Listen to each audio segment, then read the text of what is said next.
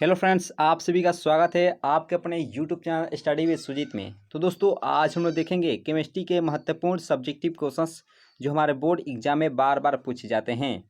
तो यह केमिस्ट्री का 5 नंबर वाला प्रश्न है, ओस्टवाल विधि द्वारा नाइट्रिक अम्ल का निर्माण कैसे करते हैं। तो आप इस वीडियो को अंत तक जरूर देखिएगा, क्योंकि आज के सेशन बहुत ही महत्वपूर्ण रहने वाला है और यह देखने के बाद आपको फुल एंड फाइनल याद भी हो जाएगा।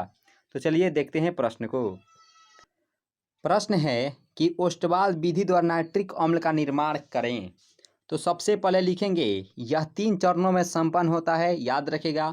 और पहला चरण में इसमें अमोनिया यानी कि NH3, प्लूटोनियम तथा रुहेनियम अर्थात गाज उत्प्रेरक की उपस्थिति में वायु में ऑक्सीकृत होकर नाइट्रिक ऑक्साइड प्रदान करता है। यहाँ पे समीकरण है अमोनिया और वायु O2, प्लूटोनियम और रुहेनियम गाज उत्प्रेरक की उपस्थिति में यानी कि NO यानी कि नाइट्रिक ऑक्साइड प्राप्त होगा और यहाँ पे H2O बाहर निकल जाएगा। वहीं दूसरा चरण में है कि इस प्रकार प्राप्त नाइट्रिक ऑक्साइड यानी कि यहाँ पे NO है, नाइट्रिक ऑक्साइड पुनः वायु में ऑक्सीकृत होकर नाइट्रोजन डाइऑक्साइड प्रदान करता है। यानी कि फिर O2 से अभिक्रिया कराते हैं तो NO2 प्राप्त होता है, यानी कि नाइट्रोजन डाइऑक्साइड हम लोग को प्रदान होता है। और फिर तीसरा चरण में देखेंगे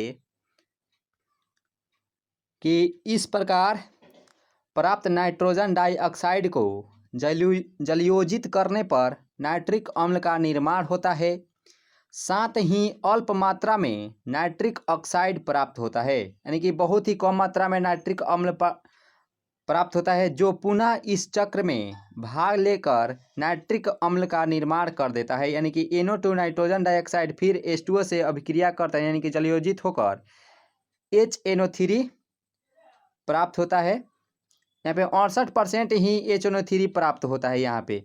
और फिर HNO3 को इस विधि द्वारा 68% सांद्र नाइट्रिक अम्ल प्राप्त होता है, जिसके शुष्क के लिए सांद्र सल्फ्यूरिक अम्ल का उपयोग होता है। परिणाम स्वरूप 98% नाइट्रिक अम्ल प्राप्त हो जाता है। यानी कि फिर सांद्र सल्फ्यूरिक अम्ल यानी कि H2SO4 का उपयोग जब करते हैं तो यानी कि 90% नाइट्रिक अम्ल हम लोग को प्राप्त हो जाता है, याद रखिएगा। एक बार फिर अच्छे से देख लेते हैं कि यह 3 चरणों में संपन्न होता है। पहला चरण में इसमें अमोनिया यानी कि NH3, प्लूटोनियम या रुहेनियम अर्थात गाज उत्प्रेरक की उपस्थिति में वायु में ऑक्सीकृत होकर नाइट्रिक ऑक्साइड प्रदान करता है। NH3 O2 के साथ जब अभिक्रिया करता है गाज उत्प्रेरक की उपस्थिति में तो नाइट्रिक ऑक्साइड प्रदान होता है, और यह नाइट्रिक ऑक्साइड फिर पुनः वायु में ऑक्सीकृत होकर यहाँ पे नाइट्रिक ऑक्साइड पुनः वायु में ऑक्सीकृत होकर नाइट्रोजन डाइऑक्साइड प्रदान करता है, यानी कि NO2 प्रदान करता है। और तीसरा चरण में देखेंगे कि इस प्रकार प्राप्त नाइट्रोजन डाइऑक्साइड को जलयोजित यानी कि H2O के साथ अभिक्रिया करते हैं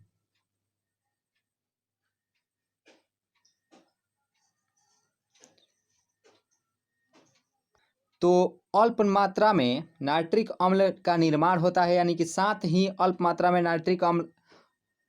नाइट्रिक ऑक्साइड प्राप्त होता है, और जो पुनः इस चक्र में भाग लेकर नाइट्रिक अम्ल का निर्माण कर देता है। यानी कि इस प्रकार प्राप्त नाइट्रोजन डाइऑक्साइड को जलयोजित करने पर नाइट्रिक अम्ल का निर्माण हो जाता है, और साथ ही अल्प मात्रा में यानी कि बहुत ही कम मात्रा में नाइट्रिक अम्ल का निर्माण होता है, जो पुनः इस चक्र में भाग लेकर नाइट्रिक अम्ल का निर्माण कर देता है। यानी कि NO2 H2O के साथ जब अभिक्रिया कर देता है तो 68% ही नाइट्रिक अम्ल प्राप्त होता है। और ठीक इस विधि द्वारा